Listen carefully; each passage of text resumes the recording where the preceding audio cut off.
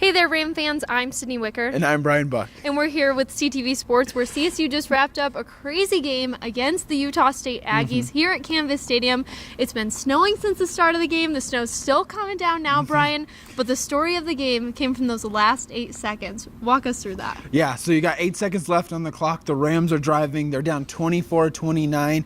They're moving the ball well. Fans are excited. It's going to come down to the last play of the game. Colin Hill gets some time in the pocket, throws the ball up to the corner of the end zone, just right behind us here. Preston Williams, wide receiver for the Rams, who's already got 2 touchdown grabs on the night. He comes down with it. Everybody's celebrating. The stadium's going wild. The scoreboard reads 0 seconds and 30-29 in favor of the Rams. You got a mosh pit over here to my right of about 30 or 40 CSU Ram football players. Everybody's excited.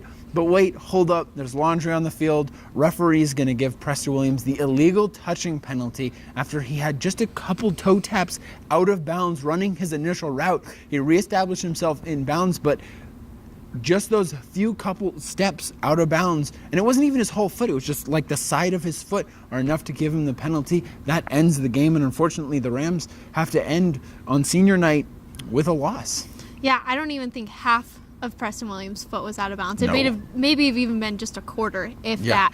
I mean, barely just stepping out of bounds there. But after the game, we heard in the press conference, there was tears. There was hugs on this field. This team really wanted to come away with a win here tonight on senior night, like you said, but unfortunately wasn't able to pull it off. It was a great game for the offense, though, and for Izzy Matthews, Olabisi Johnson, and Colin Hill really connected with those guys tonight. Yeah, it was senior night, and those two guys, Izzy Matthews, the running back, Olabisi Johnson, the wide receiver, both had 100-yard games. Izzy was at 100 yards exactly, and Olabisi Johnson had 107. They both played really, really well, and Colin Hill, 296 yards. He had a great game as well. This offense was just consistent, which is something they haven't been all year and something they've needed to be, and they really stepped up when they needed to. Unfortunately, it wasn't enough to get the job done, but Coach Bobo said after the game that he felt if the Rams ran the ball 40 times tonight that they were going to walk away with a W.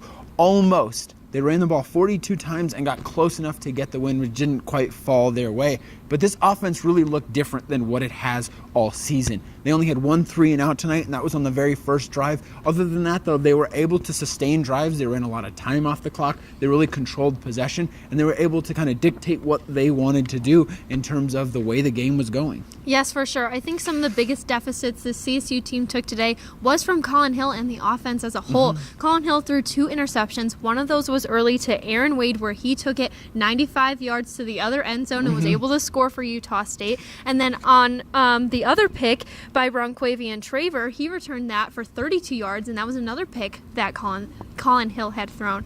But for Utah State and their offense, this is one of the lowest scoring games Jordan Love has had all season. He's been averaging between 300 and 400 yards each game, barely under 200 yards for a couple games, and only threw 169 yards tonight. The Rams defense really did step up. They did a lot of things really well. They weren't making mistakes. Usually this is a defense that misses a lot of tackles, misses some assignments. They really only had 1 missed assignment that did lead to a touchdown in the fourth quarter that gave the Utah State Aggies the final lead, but they were playing tough football. They had a bunch of tackles for loss. They were able to contain the running game. They were able to put pressure on Jordan Love, and they really didn't disrupt him too much, but they weren't making mistakes. They weren't those big explosive chunk plays that we're used to seeing the CSU defense give up. And a lot of the defensive players were really confident in how they played, and they just looked clean and consistent, and they forced Utah State into a hole. They were able to rely on that offense that was holding the ball for a long time for the Rams, and the defense was rested and able to go out and execute successfully, and they put Utah State in a hole that they're not used to being in. Yes, they did. CSU's defense challenged Utah State's offense, which is not something a lot of fans expected, not something you or I expected when we talked earlier before the game, but CSU challenged them, and we'll have to see how they do on Thanksgiving when they go on and take Air Force for their final game of the season. And it'll be big to see how they recover from this game. Like you said, there were a lot of tears. There's a lot of emotion after this really close defeat on senior night. A lot of really good Ram football players like Izzy Matthews, Olabisi Johnson, Josh Watson, Trey Thomas. This is their last game here in front of the Ram faithful. They're going to have to go on the road. Can they recover enough to really light the spark for their teammates like they saw tonight when they play Air Force in Colorado Springs? That's going to be the big question before that game. But again, Utah State gets the victory tonight on a rough last second play, we'll call it, for the Rams. 29-24 the final score. I'm Bryan Buck signing off for Sydney Wicker. Have a great night, Ram fans.